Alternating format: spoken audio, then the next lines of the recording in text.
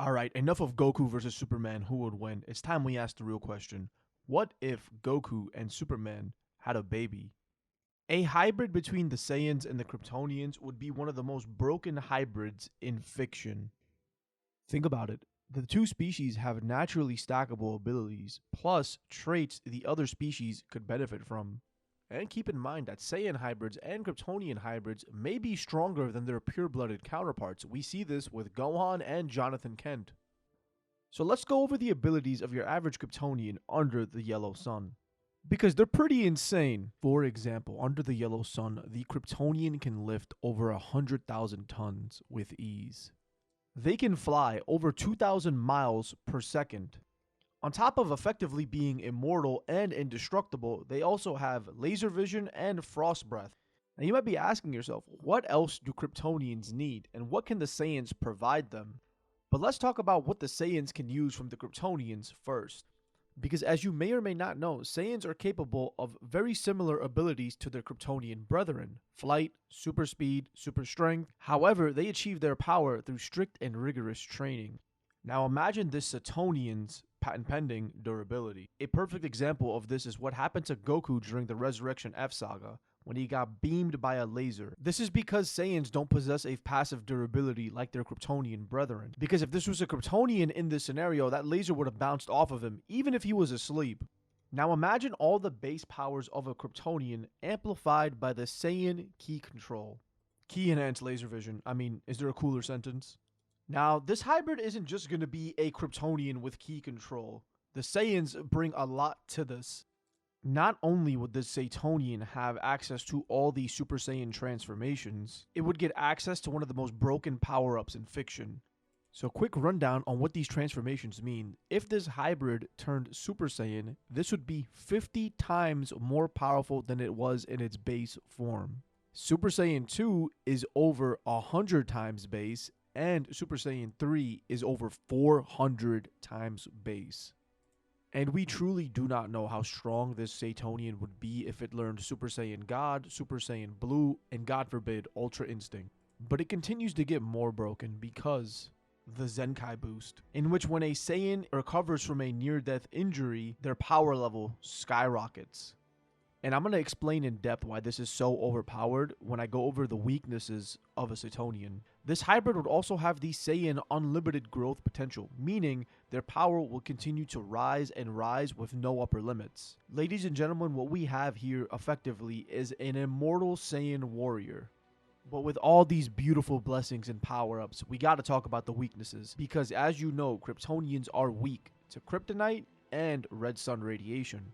And with Saiyans having no such weaknesses, and Kryptonians being dependent on the Yellow Sun, it seems as this hybrid is not really as overpowered as we thought. But remember what I said about Zenkai boosts. After some training, the Saitonian would not need to rely on the Yellow Sun for their power. And the green kryptonite and red sun radiation will serve as nothing more than tools for this hybrid to train with. Imagine for a second Bulma created a red sun room where this hybrid could train. Every time he lost his Kryptonian powers and took damage during this training session, all he would have to do is go outside in the Yellow Sun to charge back up, get a Zenkai boost, and become even more powerful. And it could seemingly do this forever. At that point, the sun would just serve as an amplification of its powers. And I'm confident that eventually, green kryptonite would no longer affect this hybrid in any way. And with there being no upper limits to his power, as well as being immortal via his Kryptonian heritage, this hybrid would continue to grow and grow and grow until nothing could match him. Not even Goku or Superman would be able to stop this menace. But you know what might be able to is a Saiyan Viltrumite hybrid. Now, while weaker than both Kryptonians and Saiyans, Viltrumites do have a few evolutionary advantages. Because again, their base durability is much higher than your average Saiyans. Coupled with the fact that as they get older, their aging slows, this Satrumite has some interesting potential. Because Saiyans stay in their prime until they reach old age, and this Satrumite would effectively never reach old age. Meaning that we once again have an effectively immortal Saiyan, with extreme durability and no weaknesses. I would actually argue, in terms of raw power, the Satrumite might have the Saitonian beat. Because remember, the Saitonian's power is peaked with the yellow sun. But also, one crucial weakness that the Viltrumite may possess is that the Viltrumite DNA might override the Saiyan DNA, cutting off the Saiyan heritage. Now, I don't personally think this is the case because I believe the Viltrumite DNA overrides inferior DNA. And based on what we know from Dragon Ball, Saiyans can maintain their transformations at least 2 generations down. Pan is only a quarter Saiyan, and she seems to have the full potential of a regular Saiyan, even beyond. So I don't think that would really happen here, but it's something to keep in mind. If anything, these hybrids would be perfect sparring partners for each other. I mean, in the beginning, the Saitonian might have the power advantage, but it's very hard to kill this Viltrumite, so it will just keep coming back, gaining more and more strength via each Zenkai boost, until eventually it would be able to match the Saitonian in power. God, this would be so cool to witness on screen. I wish I had the animation ability to show you guys what's in my head with this. But how about a third hybrid, one to possibly rule them all? Because what if an Asgardian had a child with a Saiyan? And in these versus battle discussions, it's usually Thor. So imagine Thor was the father of this Asgardian. Its ancestry would be broken. Thor as the father, its grandmother is the Phoenix Force, its grandfather is Odin. I would argue that this Asgardian would be born with God Ki, and it would be given some title of God of War or something.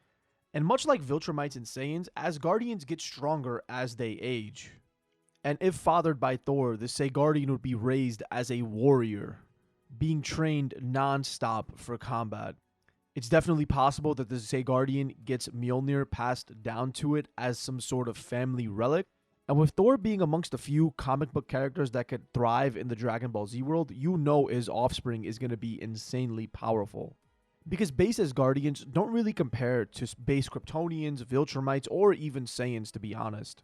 So let's say these 3 hybrids are fathered by the peak of their species. Superman is the father of the Saitonian, Omniman is the father of the Viltrumite, and Thor is the father of the Asgardian. Who would ultimately take the crown of the most overpowered Saiyan hybrid? Honestly, when I was first making this video, I was leaning heavily towards the Saitonian, but as I've thought about it, I think the Asgardian might actually have this in the bag. Because I think we all agree, as cool as the Viltrumite would be, and how overpowered it would be in any other scenario, over here, it's definitely the weakest. And I don't think Superman is going to raise his child as a warrior like Thor would. So while the Saitonian may have an immense power level at the start, it probably won't take advantage of the Saiyan Zenkai boosts, unlike the Asgardian, who would be training to fight as soon as it could walk. And that's not to say that the Saitonian won't see combat in its life. The Saiyan's natural aggression would make it seek this out, but being raised by Superman may temper that expectation. This actually become much more interesting in my opinion, because at first I was thinking about it in terms of raw power, but without the proper upbringing, these hybrids would not live up to the potential they have. And I would argue that the Saitonian probably has the most potential, to be honest. Just because Kryptonians are so broken under the yellow sun, like Superman one-shotted the World Forge after bathing in like 100 suns. Imagine what this hybrid would do after being doused with that much yellow radiation. But then you could also argue that the Asgardian would have the Thor Force, the Phoenix Force, and the Odin Force coursing through its veins. And while it's a misconception that Kryptonians are weak to magic, they don't have any natural defense against it like they do with everything else. So the Asgardian has an advantage there. And I know you could create even more broken hybrids, like a Frieza race with a Kryptonian is just, oh my god. But out of these 3 hybrids, who do you think is the most powerful? Who do you think is the coolest? What do you think they'd look like? Please let me know what you guys think in the comments below. And don't forget to hit follow for more. Peace. I'm not gonna lie, this is probably my favorite video that I've made so far. Please let me know if you want to see more of this type of content.